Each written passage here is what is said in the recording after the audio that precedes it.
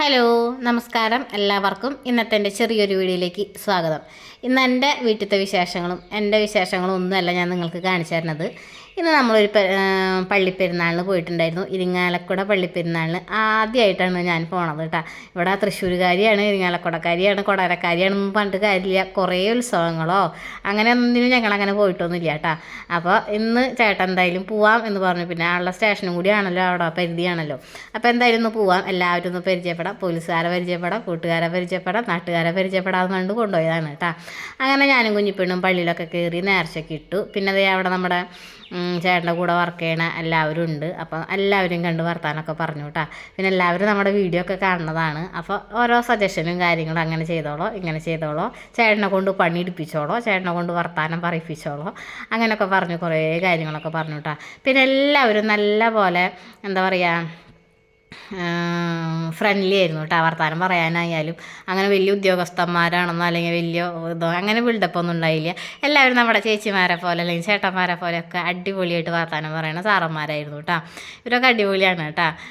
പേര് അങ്ങനെ എനിക്ക് ഞാൻ മറന്നുപോയി സത്യം പറഞ്ഞാൽ. ഷീബ മേഡാണ് അതോ കൂടെ ഉള്ളത് കേട്ടോ. അപ്പോൾ അങ്ങനെ ഞങ്ങൾ പെരുന്നാളൊക്കെ കാണാനും കുറച്ച് കാര്യങ്ങൾ മറ്റേ കടകളിക്കൊന്നും അങ്ങനെ കയറാനൊന്നും പോയില്ല കേട്ടോ. കുഞ്ഞിപ്പെണ്ണിന് ഒരു മാജിക് വടി കൊടുത്ത് അത് അവസാനിപ്പിച്ചു. പെരുന്നാളിന് പോയെന്നുണ്ടെങ്കിൽ നമ്മൾ മറ്റേ സെറ്റ് വരണത് കാണാനോ ഒന്നിനും നിന്നില്ല കേട്ടോ. കൂടുതലും തിരക്കാവണെ കട്ടുമ്പോൾ ഞങ്ങൾ അവിടെ നിന്ന് രക്ഷപ്പെടുകയാണ് ചെയ്തത് കേട്ടോ. ഭയങ്കര തിരക്കായി കഴിഞ്ഞാൽ പിന്നെ കുഞ്ഞിപ്പെണ്ണും ഇതായി. നമ്മൾ പിന്നെ വേറൊരു പെരപ്പാർക്കലിൻ്റെ അവിടേക്ക് പോയിട്ടുണ്ടായിരുന്നു. അത് കഴിഞ്ഞിട്ടാണ് നേരെ ഇങ്ങോട്ടേക്ക് വന്നിട്ട്. അപ്പോൾ അതിൻ്റെ ഒരു ക്ഷീണം കാര്യങ്ങളൊക്കെ ഉണ്ടായിരുന്നു. അതുകൊണ്ട് വലിയ കാര്യമായിട്ട് ഷൂട്ട് ചെയ്യാനോ അതിനൊന്നും നിൽക്കാനായിട്ട് ഉണ്ടായിരുന്നില്ല കേട്ടോ. നമ്മൾ പള്ളിയിൽ കയറി നേർച്ചിട്ടു, ഒന്ന് പ്രാർത്ഥിച്ചു, പിന്നെ കൂട്ടുകാരൊക്കെ കണ്ടു, പിന്നെ പള്ളിയിലെ അലങ്കാരങ്ങളും മാലപ്പളവും കാര്യങ്ങളൊക്കെ കണ്ടു കുറച്ച് നേരം നിന്ന് അത് കഴിഞ്ഞിട്ട് വീട്ടിലേക്ക് വരികയാണ് ചെയ്തത്. അപ്പോൾ ഇന്ന് നമുക്കൊരു പെരപാർക്കൽ എന്ന് പറയാണ്ട് താക്കോൽ ദാനം എന്ന് പറയണതായിരിക്കും കൂടുതലും നല്ലത്. അതിൻ്റെ ഒരു പരിപാടിയായിരുന്നു.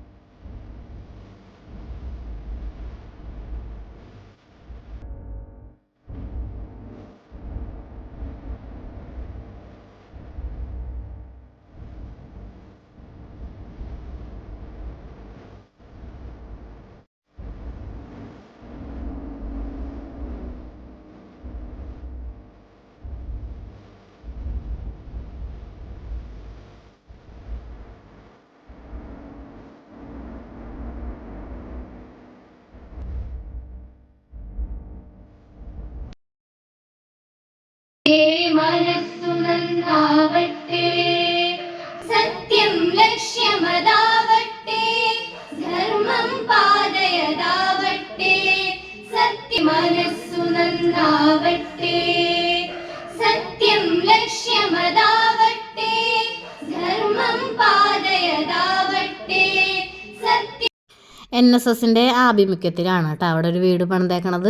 അപ്പോൾ NSS വളണ്ടിയേഴ്സ്മാരും പിന്നെ സ്കൂൾ അധികാരികളും നമ്മുടെ നാട്ടുകാരും എല്ലാവരും കൂടിയിട്ട് ആണ് വീട് പണിതേക്കണത്. അപ്പോൾ അതിൻ്റെ ഒരു പരിപാടി ഉണ്ടായിരിക്കുമല്ലോ. സ്കൂളിൻ്റെ തന്നെ രണ്ടാമത്തെ വീടാണെന്നാണ് എൻ്റെ ഒരു ധാരണ കേട്ടോ. രണ്ടാമത്തെ വീടാണ്. അപ്പോൾ നമ്മുടെ ഉന്നത വിദ്യാഭ്യാസ മന്ത്രി മിനിസ്റ്റർ ബിന്ദു ആണ് കേട്ടോ നമുക്ക് താക്കോൽ ദാനത്തിനായിട്ട് എത്തിയേക്കണത്. അപ്പോൾ അതിൻ്റെ എല്ലാ സന്തോഷവും നമ്മുടെ ഇതിപ്പോൾ ചേട്ടൻ്റെ വീടാണ് കേട്ടോ. ചേട്ടൻ്റെ ഇപ്പോൾ നമ്മുടെ ദിനേശ് ചേട്ടൻ്റെ വല്യച്ഛൻ്റെ മോൻ്റെ വീടാണ്. സിനീഷ് ചേട്ടൻ്റെയും നിശേഷിയുടെയും വീടാണ് കേട്ടോ. അവരൊക്കെ നമ്മുടെ വീഡിയോയിൽ ഒരുവിധമൊക്കെ കണ്ടിട്ടുണ്ട്, ഇടയ്ക്കൊക്കെ അങ്ങനെ കാണിക്കാറുണ്ട്. അപ്പോൾ അവരുടെ വീടാണ്. പിന്നെ നമ്മുടെ അമ്മും ചീക്കും പിന്നെ നമ്മുടെ ചീക്കു ശ്രീകുട്ടി എന്ന് പറയണതാണ് കേട്ടോ. ചീക്കും പിന്നെ അമ്പാടിയൊക്കെ നല്ല ഹാപ്പിയിലാണ് കേട്ടോ.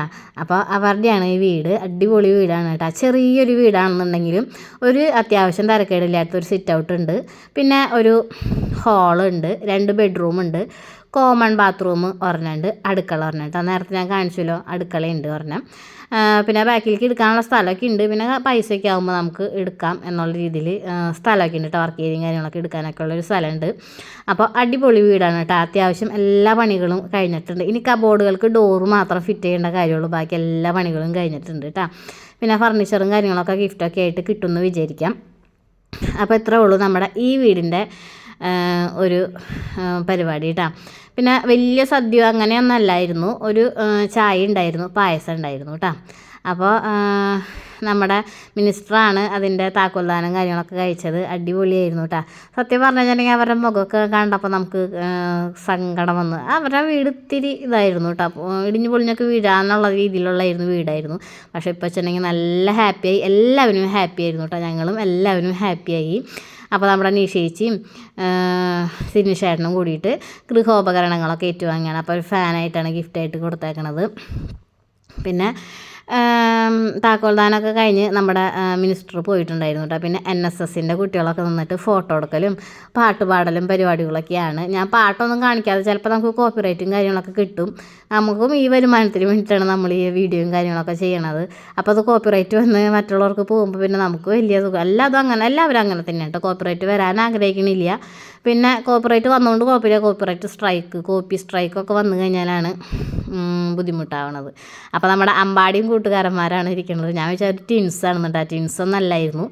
അത് കഴിഞ്ഞ് ഞങ്ങൾ എല്ലാ പരിപാടിയും കഴിഞ്ഞ് വീട്ടിലേക്ക് പോന്നു. വീട്ടിൽ വന്നതിന് ശേഷമാണ് നമ്മളിത് പള്ളിപ്പെരുന്നാളിന് പോയത്. വീട്ടിൽ വന്നതിന് ശേഷം നമുക്ക് വേറൊരു പാർക്കുണ്ട്. അതൊരു മാസം മുന്നേ കഴിഞ്ഞതായിട്ട് അങ്ങോട്ട് പോകാനായിട്ട് പറ്റുന്നുണ്ടായിരുന്നില്ല.